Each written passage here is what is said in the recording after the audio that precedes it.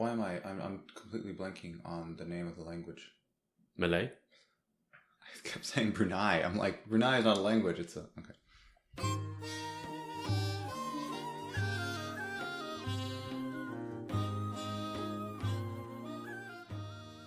Welcome to the Settlers of Seoul podcast. I'm your host, Arius Dare. We're sitting down with John Lee this episode to talk about the ubiquitous convenience stores that are just about everywhere. Growing up in Brunei and what it's like to move to Korea as a Korean for the first time when you're in your 20s. This was a fun conversation. I learned more about Pyeongjam than I ever thought that I would. There's also, I hope, some resonance for many ethnic Koreans outside the country that are thinking about moving to or spending an extended period of time here. Just some quick housekeeping before we jump in. Show notes and links for every episode can be found on the Settlers of Seoul website. If you like the show, please do rate us on iTunes. It's the fastest way to help grow our audience. And also, please let me know what kind of guests you'd like to have on the show or what kind of topics you'd like to hear covered. We've already received tremendous feedback from a lot of you. Really, really appreciate it. You can get in touch at settlersofseoul@gmail.com. Without further ado, here's John Lee. How does one open up their own convenience store? Is there a convenience store bank that you just walk in and said, give me one Pyeongjam, please? Or is it a franchise? Is it you just started your own supa? Walk us through this process from the very beginning. Sure. Now, when you go to any kind of Pyeongjam, whether it's a C or a 7-Eleven or what have you, all of these different businesses have their own recruiters. And they will actually have classes and they will say, hey, if you are interested and if you have enough money to actually put down a down payment, come to us and we'll help you set up the shop. And so I had enough capital saved up. Does the initial startup capital, does it depend on the brand? Is there like a regulated, is there a regulated number that you cannot charge over? Or does, say, a CU versus a GS25, do they have different pricing structures depending on what kind of store you're doing? If by regulated you mean something set up by the government, not to my knowledge, no.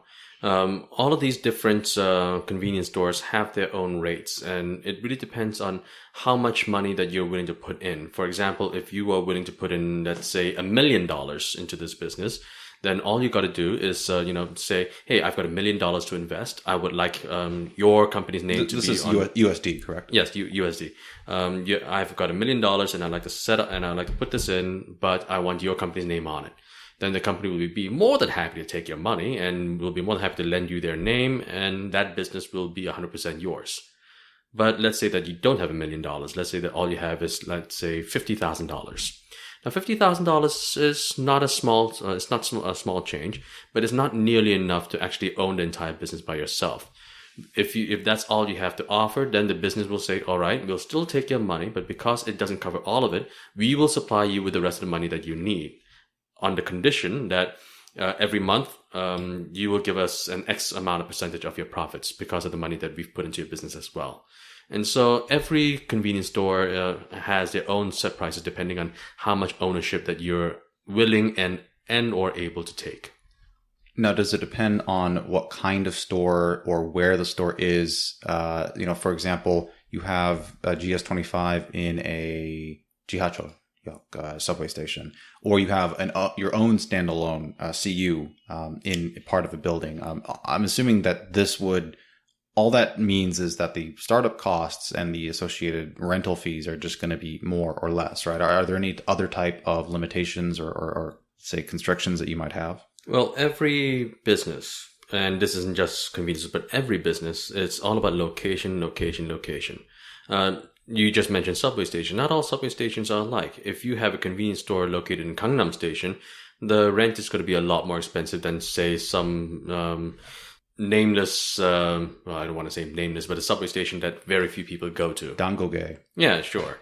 I'm sure that with fewer foot traffic, you will have fewer customers as well. And so location is very important. The way my convenience store was set up was that it's located right in the heart of several large apartment complex buildings. And so I don't have a lot of foot traffic by way of people going to and from work.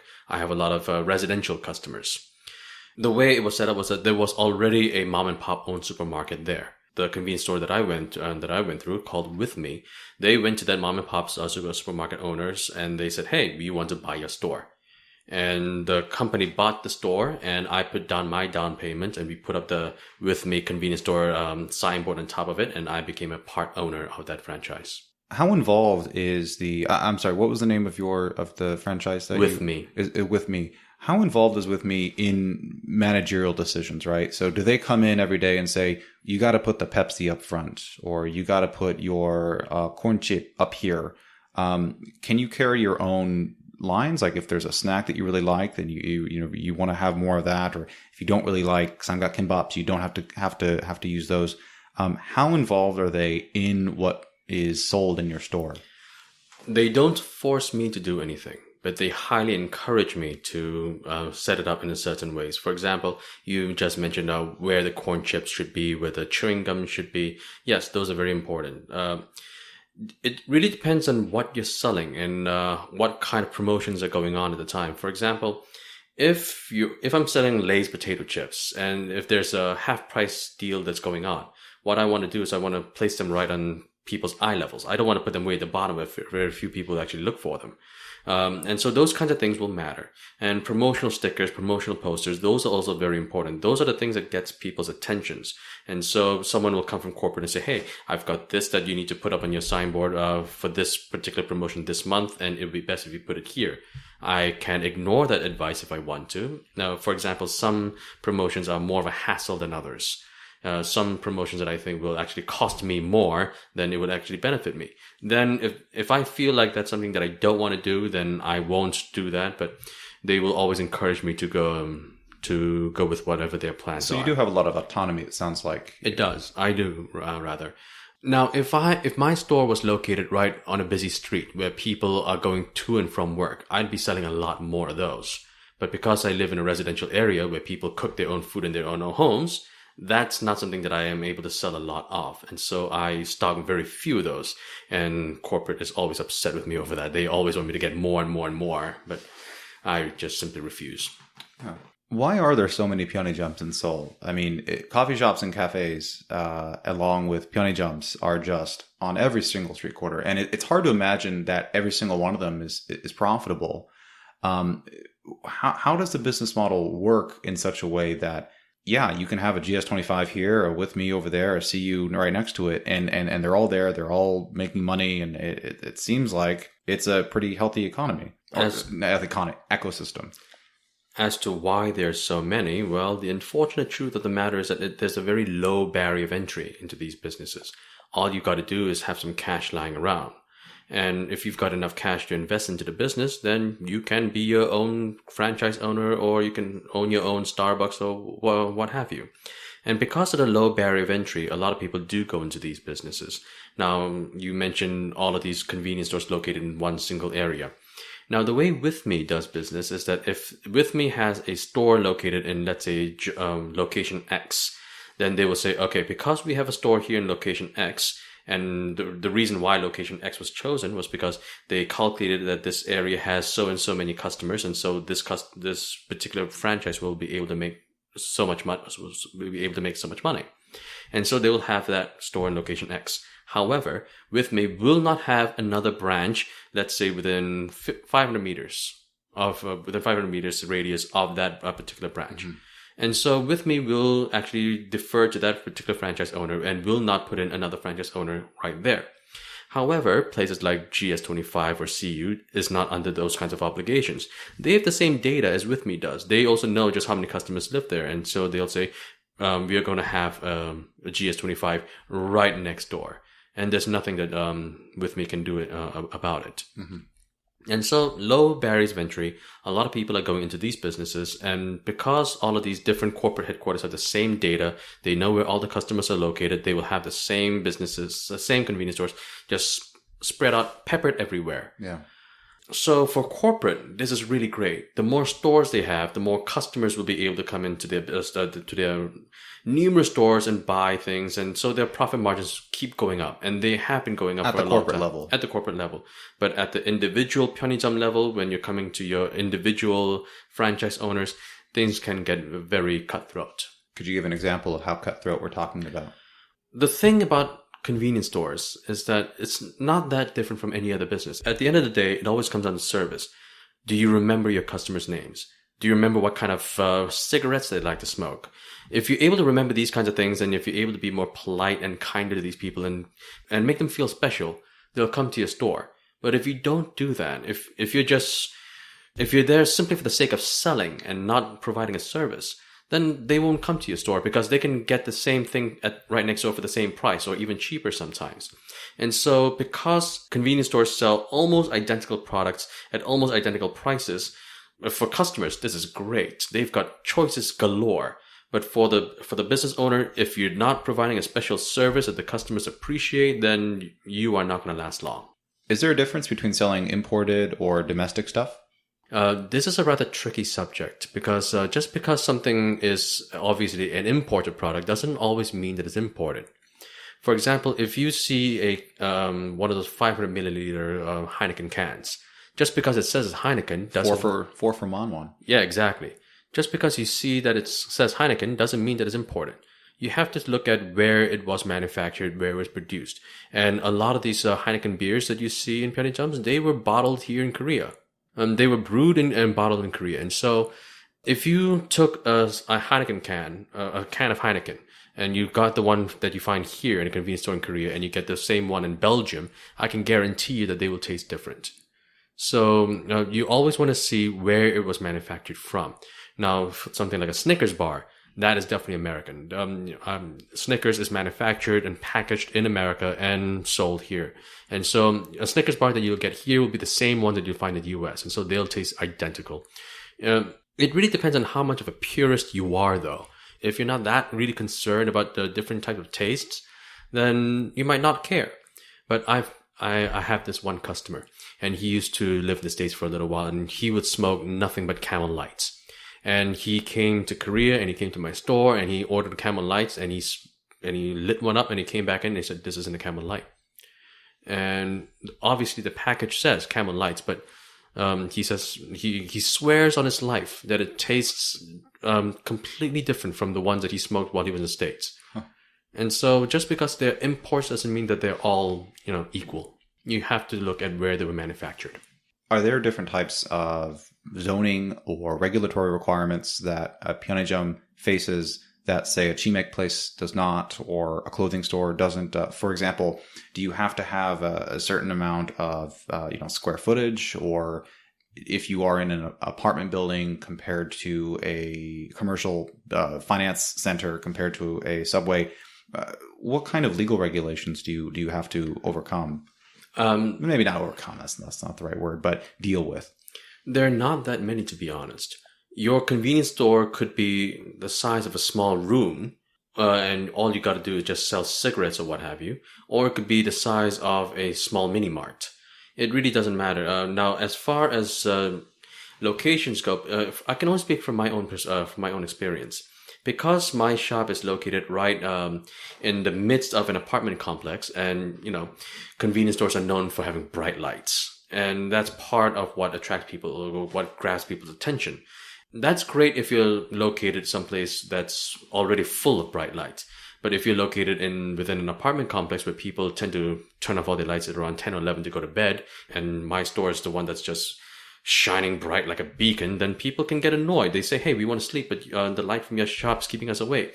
And so those kinds of complaints from customers will trickle in, and I'll talk to corporate and say, "Hey, would it be alright if I dimmed the lights, or if I turned off the lights from certain times?" Those kinds of things exist, but nothing that the government would really get involved in. Not yet. You don't need a special license or anything. I guess you need a license to sell tobacco and alcohol. Sure, yes, you do need that. But in terms of actually running the business, it wouldn't necessarily be any more difficult to enter than, say, a chicken and beer place. No, as long as you keep your place clean, as long as everything that you sell is within the expiration date, and you're not doing anything overtly illegal.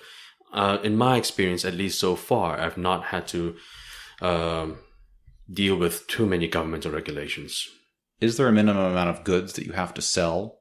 For example, if you mentioned that there's not really a size requirement, right? But let's say I have just this little tiny corner of a strip mall, I don't know, and I want to just sell basically the absolute basics, right? So cigarettes, soju, and, maybe some candy bars or something, right? Would corporate then come back to me and say, we need to sell X amount of brands with this much floor space, right? I mean, what is the bare minimum that you can sell and still call yourself a CU or a with me? Corporate doesn't really care what you sell. Corporate cares that you sell and you're able to make a profit. If you're able to make a profit, then they can get their cut. Now, because my store is located within an apartment complex, like I said, samgakkimbap is not going to be my number one item that I can sell. People don't really care for that. They've got food at their home. What they do want is booze. And so they will buy their beer and their soju. And if I stop selling that, then I'll be setting up myself a failure. So you could get rid of all the other stuff, theoretically, and only sell booze and cigarettes. And so long as you're making a profit, at least from corporate's perspective, right? They would not then hassle you and say, hey, we need more corn chips. Theoretically, if I were only selling that, then yes, corporate would hassle me because they are a convenience store. They're not an alcohol shop. I see. And so they would ask me to set up a few things, at least for appearance's sake. But even if I was selling nothing but booze, if I had, at least for appearance's sake, corn chips in the aisles, and as long as I was making profits and giving corporate their cut, they wouldn't really care all that much. But if I was, say, in the middle of Gangnam and I sold nothing but alcohol, again, that would be setting up myself a failure because as much as people would like to, they can't really drink on the jobs. Yeah, don't you miss the good old days of Korea? What is something that you, as a convenience store owner, when you go into other convenience stores, that you notice that maybe a customer would not? The very first thing that I notice is how clean everything is. When I go to a convenience store and if I pick something up and if I find that there's a layer of dust on my fingers, as soon as I pick something up, I drop it and I leave. If it's dirty, that means that the owner has not put in that much effort into it. The owner probably hasn't even looked at the expiration dates. Then I'll just leave. If it's not clean, then I'll leave. And so because that's my experience, I keep my stores spotless or as spotless as possible. And not just how clean it is, I'll also look at how things are stocked. Are things stocked neatly, or are they just all piled on top of each other? Or what kind of promotional packages do they have? And if they do have promotional packages, are they located within the store? And if so, where in the store? Are they located in the little tents outside of the store? These are all things that really matter when it comes to selling. You want your products that you want to sell to be where customers can reach easily and which are also clean and which also look pretty. Packaging is extremely important. If you don't package your products well, then it doesn't matter what you're selling, no one's going to buy it. And so these are things that I will always pay attention to because if I see another convenience store that does something well, then yes, I am going to steal the idea. What do you think With Me does very well? What do I think that With Me does very well? Well, With Me is one of the newer convenience stores that entered into the market. By the time With Me had decided to... is it a Korean entity or is it a subsidy of a non-Korean company? It is a Korean company. It is under E-Mart, which itself is under the Shinsegae corporate group. And so by the time With Me just started to emerge from the scene, places like CU, 7-Eleven, and GS25 have been established for a very long time already. Who are they owned, just by the way? I know GS25 is GS, but what about CU or what is it? I don't know about CU, but I know that 7-Eleven is a Japanese-based company. Mm-hmm. CU had a name, Family Mart, I believe it was called way back in the day. Family Mart, that's it. Yeah. But they changed to CU some time ago. But yeah, by the time With Me came along, these other franchises were already deeply entrenched, and it's very hard to compete with with an entrenched company. And so what's With Me does is that they try to make business as easy as possible for the franchise owners. For example, if you are a franchise owner at 7-Eleven, you owe X amount of profits to corporate regardless of how much money you made. Even if you made profits, if you pay that X amount of percentage of profits to corporate, that money that you have left is probably not going to be enough to survive on, depending on how rough the neighborhood is and how rough the competition is. But the thing about With Me is that because they know that they are a new entrant into the business and they know that how difficult it could be for their franchise owners, what they did is that instead of a fixed percentage, they said, you'll give us a fixed dollar amount, a fixed one amount rather. And it's also quite reasonable. Now, I don't really want to go into too much detail and don't want to tell you how much it is, but it is not a percentage, but a fixed actual sum.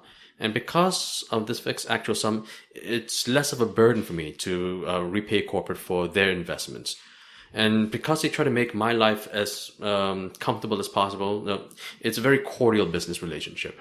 That's good. That's good because they know they can't strong arm you in the way that, say, a 7-Eleven could. Mm-hmm. That's exactly right. So I think soju and cigarettes are probably the most obvious profit drivers. They are not. They are not. They are the number one. They're the number one items that people sell, but no, they are not the number one profit drivers. What do you make the most money off of? Ice cream. Ice cream. Ice cream, soda, and chips. Now, is that just you, or is that generally all convenience stores? Wow. When you go to a convenience store, they will always have these signs for ice creams, and they'll say 50% off. And yet, even with those kinds of discounts, they are still making a lot of profits.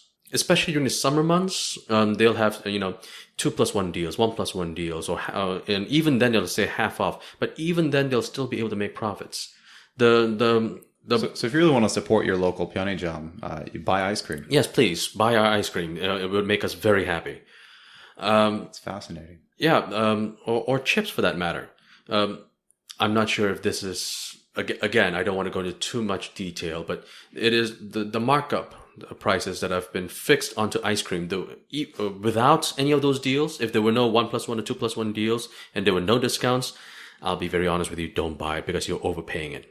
Regarding alcohol and tobacco, they are heavily regulated. Mm. For example, the price of a pack of cigarettes now is 4,500 won, and you cannot charge more money for this. If you do, then you are going to get fined severely. And so the same goes for alcohol as well. Why is that? Why would the government care if you charged more money for tobacco? They want to reduce the smoking rate, do they not? They do want to reduce the smoking rate. As long as they get theirs, that should be all that matters. Sure, they do want to reduce smoking rates, and perhaps raising the price of cigarettes is not the best example that I could have given. It's a good example. I'm just curious, where did that regulation come from that you can't charge more than this amount? Is that because the pyeongjam next door is going to always charge less, or? It wouldn't be a good idea to charge more because, yes, the pyeongjam next door would be charging less. But it would also be a bad idea to charge less because if you do that, then the government would say that you are undercutting prices and there'll be antitrust issues and it would be a huge mess. And so you sell booze and alcohol, you sell alcohol and tobacco at the exact price rate that the government has set. And because of those price rates, the profit margins on alcohol and tobacco is minimal, almost non-existent. In the U.S., I think that a lot of convenience stores, usually attached to gas stations, at least where I'm from, out on the West Coast, that's really where they only get their only profits is cigarettes and alcohol. So that's really surprising to say. It's ice cream, chips. I know you've only been in the industry a couple of years, but have you seen any trends come and go? Rising products, maybe things that when you first started they didn't sell a lot of, but now you can't keep on the shelves, and vice versa. Stuff that was selling like hotcakes, and now they're gathering dust. Sure, not literal dust because you keep you keep your store very clean, but sure. A couple of years ago, the hottest thing that you could possibly get was those honey garlic chips. Oh yeah, the honey butter. Yeah, the honey butter garlic chips. The company that makes them, Hette, they would only produce so many, and each convenience store would be only able to get so many. And now the way that you're able to order these chips is that they've got this internet database system. Every pyeongjam has one, and you'll go into the database system, and as soon as the clock hits midnight, you had to be ready with your mouse to click on all of these different things that you want to buy. And yeah, you have to click on the soju to restock every soju that you already sold. But also, so the restocking, everything is done through an online system. Through an online system, and everything is the responsibility of the franchise owner because corporate doesn't really know how much you sold, only you do. Right. And so you are responsible for restocking everything that you sold. It's convenient though. You can kind of click a number and say, sure. You don't have to work with the individual confectionery companies. I go through one database. The company's database. Yeah, the company's database will have let's say, Tummy Fresh and the 360 milliliter bottles or the 500 milliliter bottles, and I want 2 boxes of these or whatever. But I would not go for soju first because it doesn't matter when I order soju; they will always have an abundance of soju. Naturally. But those honey butter chips that Hette makes, that everyone wants to buy. Because they were in such high demand, even corporate had said that each store can only get 4 bags. Four 4 bags. individual bags only. And so if you're late, then you can't even get that. Right. So I would always wait until the stroke of midnight to get those little 4 bags that I could only charge 1,500 won for, because the kids would love it. And when the kids come to buy at the convenience store, they don't just buy one thing. Sure, they'll come to the convenience store to buy that one thing, but while they're there, they'll also pick up a few other things. But if they don't find what they were looking for in the first place, then they just leave. Right. And so you have to stock up with the popular items. And that was the popular item in 2015 and 2016. And then this year, all of a sudden, people don't really care for it that much anymore. I have a world of respect for people who can guesstimate trends and actually figure out what people want. Because if I knew that, then I wouldn't be doing this business. How has running a pyeongjam for the last couple of years differed from how you thought it would be your first day on the job? Well, this goes back to your earlier question about what I found most surprising about it. And it's the level of work that goes into it. Sure, I knew that running your own business was going to be hard, but I didn't know just how hard that this was going to be. When people go to a convenience store, they don't spend much time there. Most people are in and out within a few minutes. And they don't realize just how much work goes into it to keep things clean, how much work goes into it to make sure that things are stocked properly. It looks like as though the people behind the counter are just standing there waiting for the customer to come in and say, "Oh, hello, what can I do? How are you?" And they'll just scan a few things for you, and they'll just say how much, and they'll take the money. That's what it looks like, but that's what all the customers see. There's a lot of things that goes on behind the scenes to make things look like they are just so easy to do. Mm-hmm. And so the amount of work that goes into it, the amount of hours that you have to put into it, and that was the most surprising thing and the most difficult thing.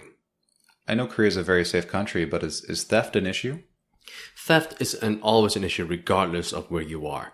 Now, the theft could be something really petty. It could be a little piece of chewing gum that kids might put in their pockets. Or it could be something big like an employee taking money or every once in a while you see these kind of scams in the news. Some guy will give you a manon and they'll say, "Oh, I just gave you I gave you 50. So why are you giving me this small change?" And, those kinds of things can occur. Security, theft, that's always an issue. Yes. Do you have to factor that in? I mean, is it significant enough that you have to factor that into your losses that month? I am lucky enough so far that all of my employees have been very trustworthy, and the people around my shop who live in those residential areas, they're not going to ruin their own neighborhood. Yeah. Yes, occasionally I'll find that some kid put in a stick of chewing gum into his pocket, and that's not that big of a loss. But every once in a while, I'll hear some of my other franchise owner colleagues saying that, "Oh, I found one of my employees had stolen an entire cart of cigarettes while I was around." Now that's huge. Like I said earlier, you don't make any profit from tobacco whatsoever. So if someone stole cigarettes from you, that means that's money coming out of your pocket directly to cover those losses. And so those kinds of things occur. It really depends on the kind of people that you work with. It depends on the neighborhood that you are operating in. Some people will have to take bigger losses into consideration when they handle their profits. Fortunately, I don't. I read an article recently that said the amount of chimek places, chicken and beer places, the turnover, the annual turnover is something like 50%, not just in Seoul, but throughout Korea. It's just astronomically high. And so you have this constant churn of chimek places opening and closing, sometimes in the same space, right? Where a BHC will have been, they close, and then a Nene Chicken pops up. What is the turnover rate for pyeongjams, and how could a pyeongjam at a busy intersection when you have a CU, a GS25 with me, how could they make themselves stand out more? What is something that they can do to be the most competitive? You mentioned cleanliness and service, but is there some sort of secret sauce that you could share? The turnover rate is probably just as high, if not higher. Because of the competition that I had mentioned earlier, it can be very difficult. And even if you are not under a lot of competitive strain from other people, because of the pressure that the work puts on you, not everyone can do this indefinitely. Even I don't see myself doing this indefinitely. It takes a lot of time and effort out of you. Now, as for a secret sauce, I'm afraid there's none. There is no secret sauce. The only factors that you can control the people that you work with, or as much as you can anyway, the amount of work that you put in, and the amount of service that you put in, and the amount of care that you give to your customers. These are everything that you can do. The one thing that you can never control is luck. If you don't have luck, it doesn't matter what else you do, nothing's going to work out for you. So is there secret sauce? I wish I knew, because I would be using that liberally if I knew. Unfortunately, there's none that I know exists. What would you say to people that complain about big corporate entities such as yourself, that you're putting supas out of business, you're undercutting mom and pop stores that are working just as hard as you to make a living? The thing about these mom and pop stores is that some people might not like to hear this at all, because gentrification is such a dirty word for a lot of people. But that is the way things are going to happen. Like I said, it's inevitable. Like I said, my convenience store used to be a mom and pop owned shop before. These people who owned the shop before I did, no one bullied them. No one twisted their arms. They said, "Hey, we're here to buy your store from you so that we can open our store." And they said, "All right, if you want to pay us money for this place, then we'll sell." They were ready to retire, and so they were willing to do this. Or some mom and pop store owners, they will actually go to the convenience store themselves and say, "Hey, we have a supermarket. We want your brand name, so could you come into our store? We'll give you money, and you can renovate the whole place and make it look all so it's shiny." Not always a hostile takeover. Sometimes this is invited. It's most of the time it's invited. You don't want to make enemies of people. It's a terrible way of doing business. The moment you start getting people to attack you viciously, and not just people in the media, people who don't like gentrification, they will be upset about anything, really. But the moment you get the mass market upset at you, then you're done for. You have to be as gentle as possible. And so for people who are opposed to convenience stores because they're opposed to gentrification just out of principle, I'm sorry, unless you are actually in the business yourself and you've got skin in the game, your opinion is not going to be something that I care about that deeply about. We're here to make money, and you're here to make a political point to make yourself feel better. So you are actually the first ethnic Korean that we've had on the Settlers of Seoul podcast. But I understand that you were not born in Korea and that you've actually only been to Korea somewhat recently. Can you tell us a little bit about your background? Sure. I only came to Korea in 2011. Before that, maybe we should start from the beginning.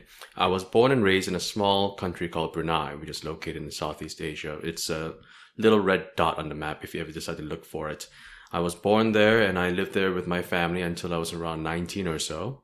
And after that, I went to Wisconsin so that I could go to college. Now, after I graduated, I lived in the US for a little bit, got a few odd jobs here and there. And then around 2011, like I said, I came to Korea.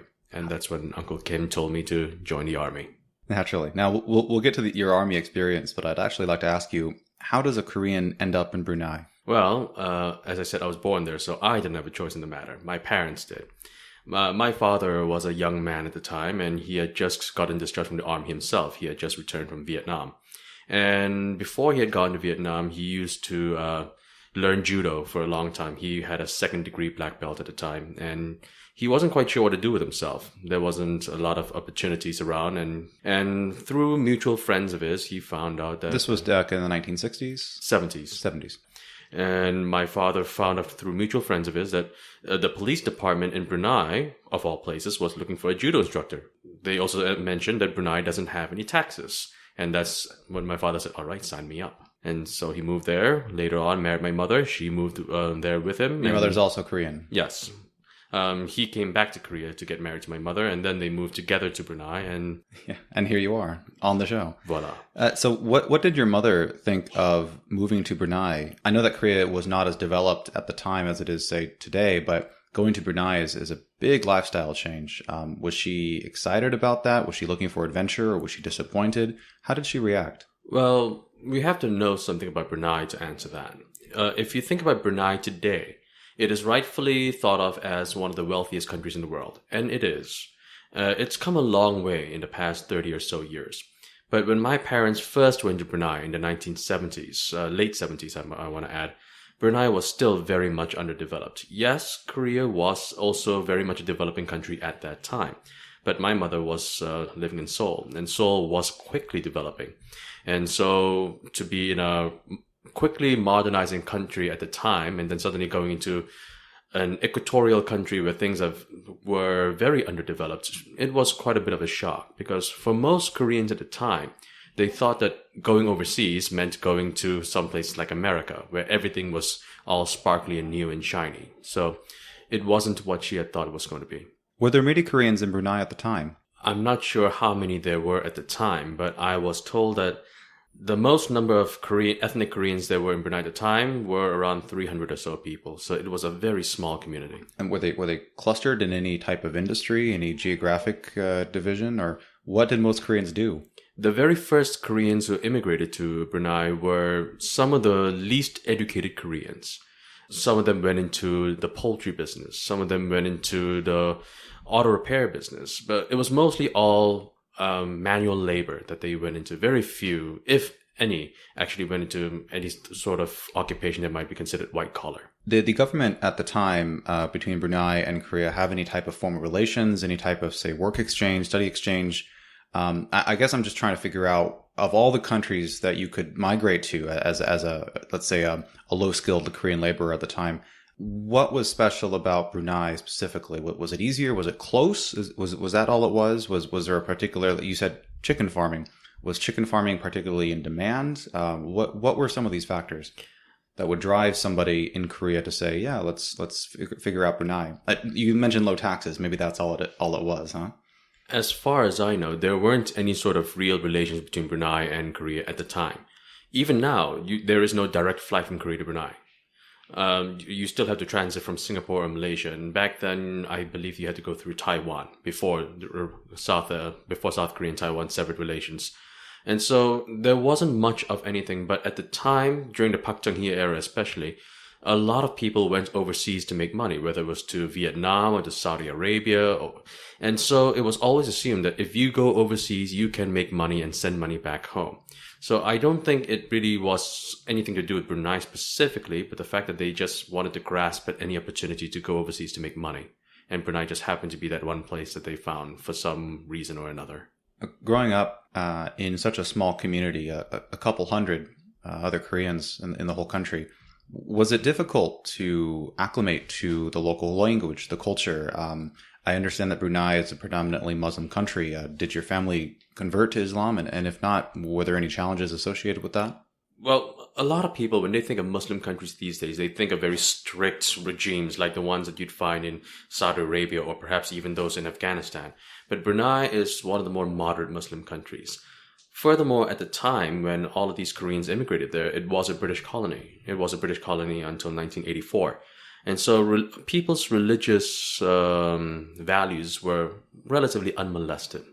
And so, no, religious-wise, it wasn't really much of a hassle. From my perspective, and this is just mine alone, I was born there. And when I was born and raised by my family, I only spoke in Korean. And later on, when I went to school, I had not learned a single word of English or Malay. And so, yes, I had a lot of trouble communicating with my peers at the time. But, I was around 6 or 7 years old, and children absorb languages very quickly. So I myself didn't have that much of a problem. As far as the adults who went there, who immigrated there, they probably had a much more difficult time than I did. Did your parents end up learning the language? Yes, it was a baptism by fire. My father had to work, and before he went to Brunei, he did speak some level of English. Well, while he was in the Korean army, he was serving in Vietnam as an interpreter. He spoke Vietnamese and English and Korean. And so because he had some rudimentary English skills, he was able to get by a little bit and along the way pick up Malay. Over the years, his Malay improved much more than his English did, of course. And my mother, she was a housewife, so she didn't have a lot of reasons to communicate with the outside world as much as my father did. But still, she lived there for a good number of years, so her Malay also improved, but not so much her English. The immigrant community in the U.S., there are many parts of, say, Los Angeles where one really does not need English to get their general goods and services. There are legal services available in Korean, for example. You can shop at Korean supermarkets. You can go to Korean schools, churches. Did you have that opportunity growing up? There was some, but not nearly as extensive as those in the US. Like I said, most of the people there at the time were uneducated. There were only about 300 or so people, so no legal services, nothing of that nature. What we did have we had a church. It was a non-denominational church for the Koreans to attend. The other thing that we had was a Korean language school. We call it 한글학교, but we only attended that school once a week just to learn Korean. And the other thing that we had was a Korean embassy. And beyond those three things, there wasn't really much of anything. It was just a bunch of people who got together for the sake of kinship, rather than anything that was legal or helpful in any way. Kimchi making parties, those kinds of things. Oh yeah, sure. Kimchi making parties, boozing, that kind of thing. Yeah. Do Koreans do anything else besides make kimchi and booze? Well, from my very young perspective at the time, there wasn't much else that was going on. So you went to a Korean language school once a week. You only spoke Korean up until you were about 5 or 6, and then you were just kind of thrown into a public school, I assume? Yes. Tell us about that experience. Well, initially at the time, when I first went to school, it was, I believe, 1988, around or so. As I had mentioned, Brunei was a British colony until 1984. So right around when Brunei gained its independence, a lot of the British and Australian expats who lived in Brunei had left. So when I first attended school, I attended school with a lot of Chinese students, Indians, some British and Australians, and the occasional Canadian students as well. Now, over time, more and more of the white community left Brunei as they no longer had much of a say in the Bruneian government, but the Chinese and the Indian students remained. Brunei remains a multicultural country. So you didn't stand out so much. You weren't ostracized in the way that maybe other Koreans are in other countries. Well, I didn't stick out entirely like a sore thumb because, Chinese and Koreans, well, this might sound blasphemous to some people, but we do tend to look a bit alike. And so, no, I wasn't exactly pulled out of the crowd too much. So up until you were 18 or 19, when you migrated to the U.S. to attend the University of Wisconsin, you were functioning in Malay the whole time. How was your Korean? Did it suffer? Did you come back to Korea later on and have to basically learn the language all over again? Well, I didn't use Malay only. I used Malay less than people think, actually. Because, yes, I attended school, and yes, I lived there in Brunei for many years, but I attended a Christian school. This school was set up by this British missionaries way back in the day. And so most of my curriculum was conducted in English, whereas I took Malay as a second language.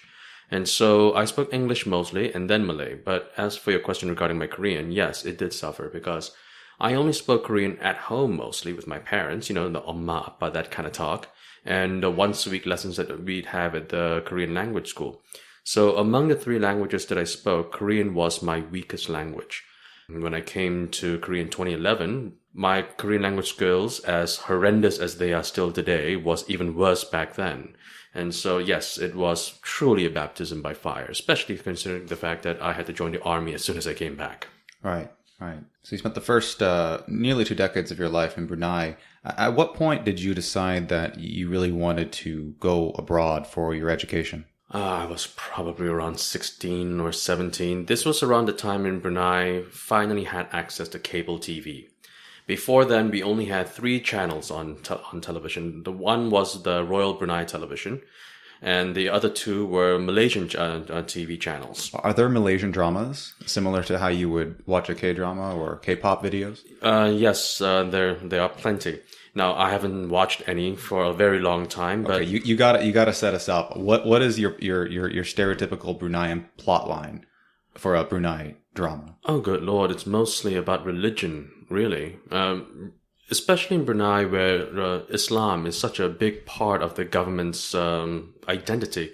Adherence to religion, adherence to social order, obeying your parents, these are very core themes that the society hammers into the people. And so a lot of the dramas have a lot of those elements as well. And I'm sure that Malaysian and Bruneian dramas have improved in their quality since then. But as far as the ones that I've seen when I was younger, well, I don't recommend any. Are there any kimchi slapping scenes or?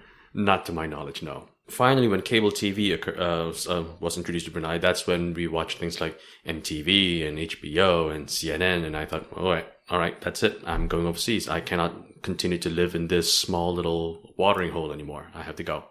And that's where I decided from then on that I was going to America. Did you ever visit Korea during that time? Did you consider studying in Seoul? I did visit Korea plenty of times.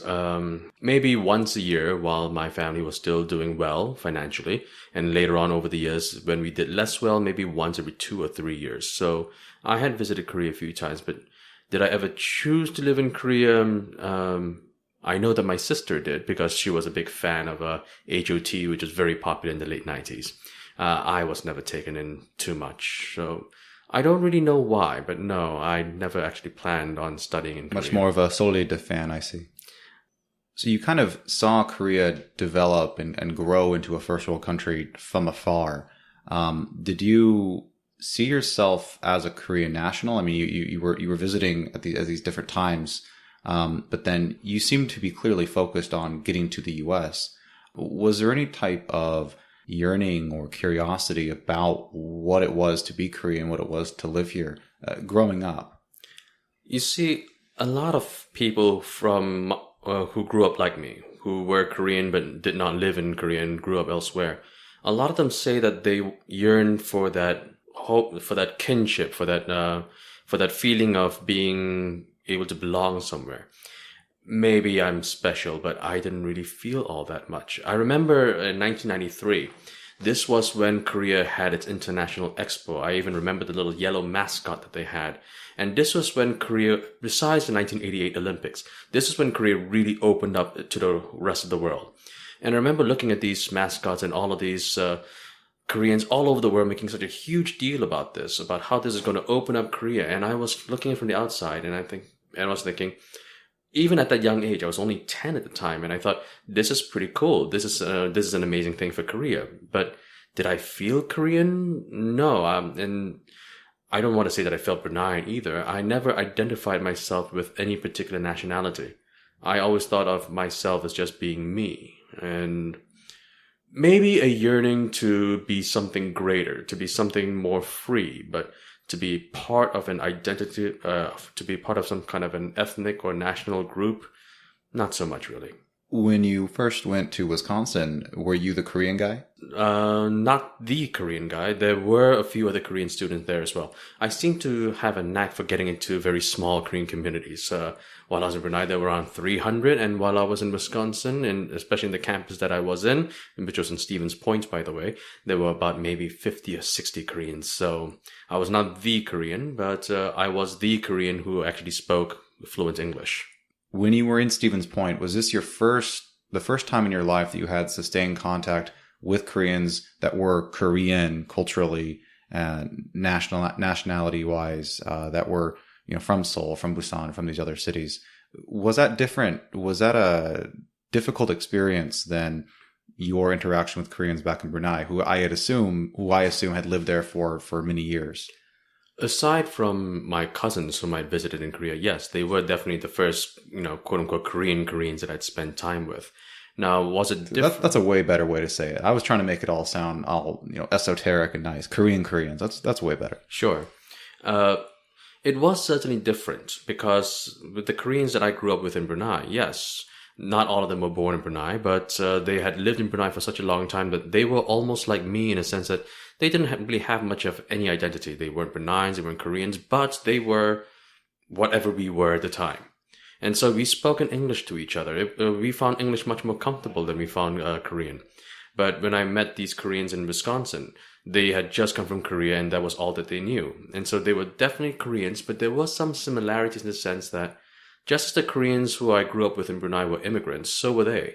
And so because of the sheer geographic location that they were in, they were either treated as outsiders or they themselves thought of themselves as outsiders. There was that sort of common theme between the two groups. But yes, they were quite different.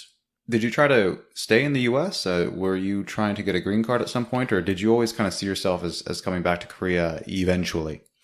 I graduated in 2008. And right around that... What did you study? I studied economics and political science. And I graduated in 2008. Now, if you'll remember, 2008 was when the world as we knew it crashed, or at least that was when the big recession hit. And like I said, I studied economics and political science. Double majoring in 2 soft sciences during a worldwide recession was probably... Well, economics, it's a, semi-hard science. At least they're trying to be. At least they're trying to be, yes. But not everyone recognizes that. And so it wasn't probably not the best investment decision of my life. But anyway, I graduated at the time and tried to find some work, but I tried to get some jobs here and there to qualify for the green card. That didn't work out. And so I thought to myself, I'm not going to remain in America and become an illegal immigrant. And so I came to Korea. Did you consider going back to Brunei? Oh, good God, no. Why not? This is your home. This is where you grew up, right? It was where I grew up, yes, but I don't think I ever really considered it home. In fact, I've never considered any place home. For me, home was wherever my current address was. Especially in Brunei.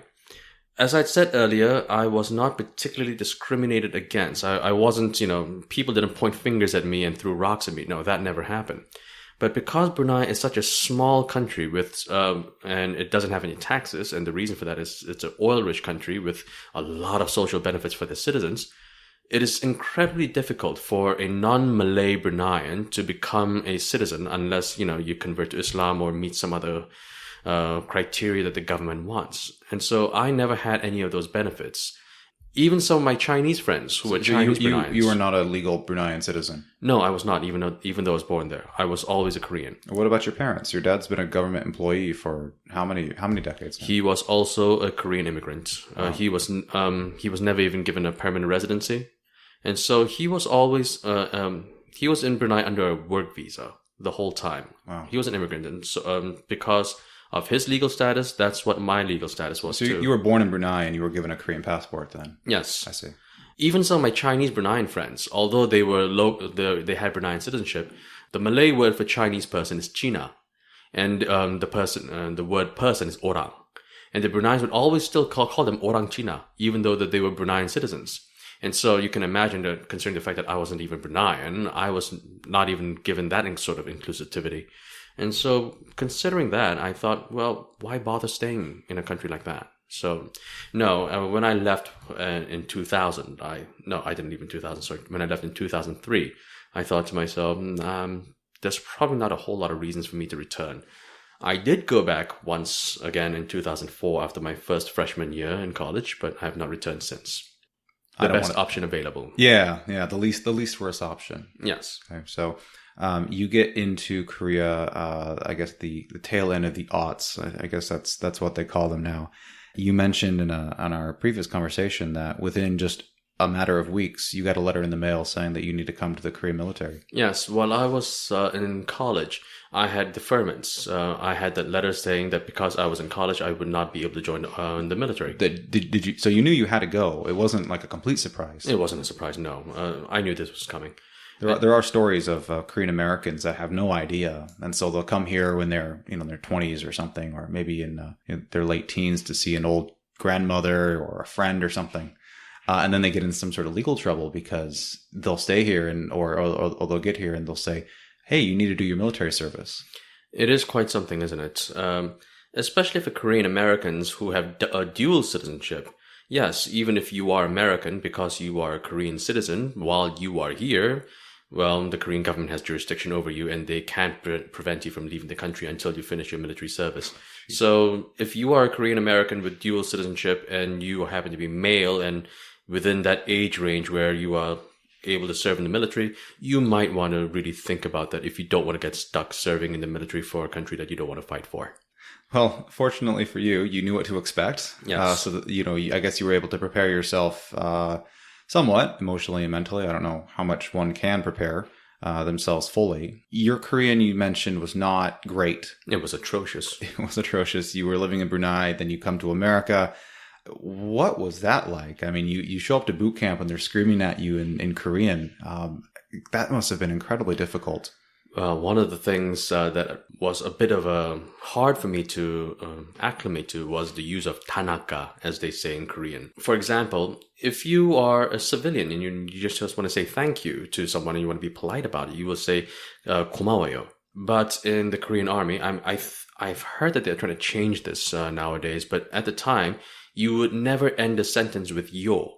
Because even though that's considered being polite, the military doesn't think that's polite enough. You would have to end your sentence with ta. So instead of 고마워요, you would have to say 감사합니다. You will never end with yo. It was completely frowned upon. I had no idea that was a requirement. And so I remember the first day I was being assigned to which camp that I was going into. I had no idea who I was talking to. This person had 3 silver diamonds on his hat. That means he was a captain. I had no idea what that meant. And so I went up to him and I told him I had no idea where to go. And of course I ended my sentence with a yo, and he just gave me the dirtiest stare, and he told me to get down on my, to get into the plank position, and told me to do 50 push-ups right on the spot. It was, like I said, a baptism by fire. Does the ROK Army, do they accommodate ethnic Koreans like you that have spent most of their time abroad? Oh, they do. They do indeed. But at the time, it was the very first day. They had no idea who I was. They just saw some guy who had a weird accent, and you would be very surprised to see just how many people fake being mentally unstable and would fake being physically sick just to get out of the army, even at that very cusp of joining the army. People have very little patience for that kind of thing. So yes, eventually when they found out that I was not, raised in Korea, then they were very much more accommodating, and they were kinder to me after that. They let your Joan mouth slip a little bit if you slipped in a yo here and there, right? I don't want to say that they let me get away with it scot-free, but they gave me a few more warnings. Maybe 10 push-ups instead of 50, right? Kinda, yeah. Could you give an example of a specific accommodation that an ethnic Korean who didn't grow up here would encounter if they end up having to do their military service? Sure. One of the most basic things that I can remember, before you get assigned to your barracks, you have to take the standardized aptitude test, conducted to see if you're mentally sound. There are, I believe, around 200 questions or so. They're all multiple choice questions. There are no wrong answers, but you have to circle one of the answers that most fit your personality. I believe there were around 1,000 conscripts in that room. Each soldier had to answer 200 questions, and the time that was given was around 15 or 20 minutes maybe. And so these are Korean students who grew up with Korean, and so they can speed read everything. Whereas me, yeah, sure, I could read Korean, but I was much slower. There was no way that I could finish this test on time. And so I raised my hand and I said, because of my Korean skills, I'm not sure that if I could finish this test in time. And so they said, it's okay. And they set me aside. And one of the jokers went into a closet and brought out this old yellow piece of paper. And it was an English version of the very same test. And they said, we had no reason to pull this out whatsoever until you finally showed up. A thick layer of dust. Oh yeah, it was. It was the pages were all yellowed, and I saw the date was from 1996. And I finished the test using that. Who is the president of the United States? Bill Clinton. Right. How was the experience overall then? It looks like they at least were aware that your English was much better than your Korean. Do you remember it fondly? Was it just every day was hell? How do you look back on that experience now? And I lucked out, to be honest. Not only were the people at boot camp very much more accommodating, even those officers that I had to serve under when I went to Gangwon-do, where I eventually served, they were just as kind and accommodating as well. And I remember the captain that they served under, he was trying to get promoted to major, and one of the things that they had to do was to pass an English exam. And so I actually gave English classes to this captain for a good 3 weeks. I had a great time. Now, admittedly, I was older than a lot of the conscripts. I was 28 years old when I had just joined. And the oldest conscript around at the time was around 21 and 22. And so I was a good 6 years older than them. And so the officers had already forewarned all of them that, yes, I am older, but because they outrank me, they are not to give me any sort of special treatment. And I didn't expect any special treatment either. But things are much more easier said than done. They lived in this culture where age is supposed to be given deferment. And so even though they outranked me, a lot of the older conscripts who outranked me, a lot of the conscripts who outranked me still gave me some more deference than they would have otherwise, I think. And so my military experience was not nearly as hellish as people make it out to be sometimes. That's good to hear. Were there any other challenges that you faced acclimating to Korean life? You look Korean, you speak a little Korean, but for many intents and purposes, you are not Korean. So could you walk us through some of those challenges that you faced as an ethnic Korean, but not a Korean Korean?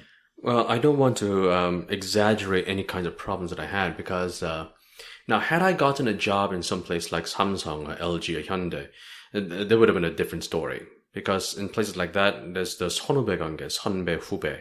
And these are really big things in Korea. But beyond that, as far as cultural expectations go, I think it was mostly based on family obligations. And not just family obligations, but language-wise. For example, if I go to a bank and I want to talk to a teller about different sorts of interest rates for different types of accounts, the teller would speak to me like a regular Korean and would just look at me like an idiot when I asked them what very simple words mean, because I had not used them in any sort of everyday situation. And so those kinds of things would be a bit of a problem. But again, I don't want to make that sound worse than it actually is. They are very minor problems compared to a lot of other problems that most other ethnic Koreans face. I'd actually like to pivot now to what you do when you're not working. Small business owners, I'm sure you're working all the time, but those few hours a week that you do find yourself with a little bit of downtime, what keeps you busy? When I got discharged from the army in 2013, I thought I was going to get a job on day one. That didn't happen. I took a few months off, like I said. And the few months that I took off was part voluntary and part not voluntary. And so during that downtime when I was feeling really bored, I thought, you know what, I'll start a blog. Now, I don't know if you know about this blog called Ask a Korean. Yeah. It's a very popular blog. Sure. Anyone who knows anything about Korean blogs knows about Ask a Korean. And I thought, well, you know what, if he can blog, then so can I. And I decided to start my own blog as well. And I focused mostly on economics and politics when I first started out. Mostly economics. And that was my niche when I first began. I would talk about things like the minimum wage, for example, or the free trade agreement. You were writing in English? Yes, I was writing mostly in English because, like I said, my English is more fluent than my Korean is. And so I would write things about like the minimum wage or the free trade agreement with the United States. Because I focus a lot on economics, that was my niche and my way into the Korean blogosphere. Now, over the years, I've moved away from economics so much because there's only so much economics that I can talk about as a layperson. Yes, I did study economics in school, but blogging about economics for the mainstream audience is you cannot go too deep into econometric analysis because they'll just bore the bejesus out of everyone. You want to stay, Econ 101 mostly, but there's only so much you can say about it. And so I've moved away from economics over the years, and I'm now focusing a lot on North Korea. That's what everybody wants to know when you write about Korea. Yes, I'm also a freelance columnist, and I write at NK News. And so I transitioned very easily from my blog to NK News as well. What is something that you care very deeply about and that you wish other people shared that same appreciation? Let's say Korean society or Korean politics. As far as my political awareness goes, I've always thought of myself as a Reagan Republican. Small government. Let's keep things small and let's keep businesses as free as possible. Fewer regulations, the better. You would expect a small business owner to say that. Yes. I guess I fit quite nicely into my business role from then on. But as I was saying, a lot of people think the more regulations there are, the better people will be protected. And in my experience, that has never been the case. The more regulations that there are, the more negatively it impacts the business owner, and the more negative the business owner is impacted, the more negatively the customer is impacted. So at the time of this recording, when jae-in was just sworn in as president a couple days ago, what kind of impact do you think the new leftist administration will have on small business owners such as yourself? The thing about this new government is that right now they are not focused so much on the small businesses. They're focused on the large table companies. They want to go for table reforms as quickly as they can. Now, whether they'll be successful or not is a different question. The reason why I'm concerned is that, yes, I'm a small business owner, but my small business is part of a much larger corporate entity. It is part of E-Mart, and E-Mart is part of Shinsegae. The same thing with 7-Eleven, and the same thing with GS25. All of these companies are all linked together. And if these big corporations are negatively affected, that will trickle down to us in one form or another. For example, progressive politicians have always been talking about raising the minimum wage. A lot of people... What is the minimum wage in Korea? The minimum wage was 6,031 last year. It's been raised to 6,000 and I want to say 300. I'm not really quite sure what the number is right now as a business owner. I should know that. My apologies. Well, do you pay higher than that at your Pyeongchang? We pay 6,500. The reason why I pay a little bit more is because of the location. It's very hard to find employees who are willing to come all the way down there. A lot of young people prefer to go out to the big cities. So I need to pay just a little bit more to incentivize people. Sure. So yes, I do pay a little bit more than the minimum wage. But do most Pyeongchangs kind of pay the minimum wage or within a couple hundred won? I think it really depends on the location. If your location attracts few employees, you have no choice but to pay more. But a lot of young people especially have been pushing for the 10,000 won minimum wage. Now, if I had to pay that much money for my employees, I might have to close shop. Or you'd be working 24 hours a day. Or I'd be running the whole place by myself 24 hours a day. And if you're going to kill businesses, then the real minimum wage is zero then, if there's no employment. That's one of the things that really concerns me about this new progressive government. The way they want to put more restrictions onto businesses, the way they want to help workers as opposed to helping businesses. Yes, their intentions are great, but this could have a lot of unforeseen negative consequences. And if businesses suffer, everyone suffers. And that is a big concern, yes. So if chaebol reform is going to be their number one priority and that you're worried about a little bit of blowback from that, let's go the opposite way. What is something that the progressive government could do that would make an immediate positive impact on you, a small business owner? I'm sure this answer won't surprise you, but as a Reagan Republican, small taxes. Cut taxes. Do you pay a lot of taxes? I have to pay payroll taxes. I have to pay income taxes on the business itself. And because my business isn't so large enough that it earns too much money, I don't have to pay an excessive amount of taxes yet. But yes, I do pay quite a bit of taxes. Do you pay more than, say, a chimek place? I do not know how much a chimek place pays. I'm sure that they have to pay similar taxes, but what kind of rates they have to pay, I have no idea.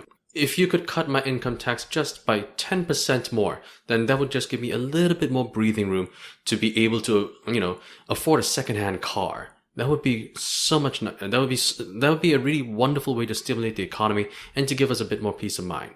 Yes, cutting taxes across the board would be a great way to help businesses. Unfortunately, I do understand where the government is coming from. They have their own expenses that they need to pay.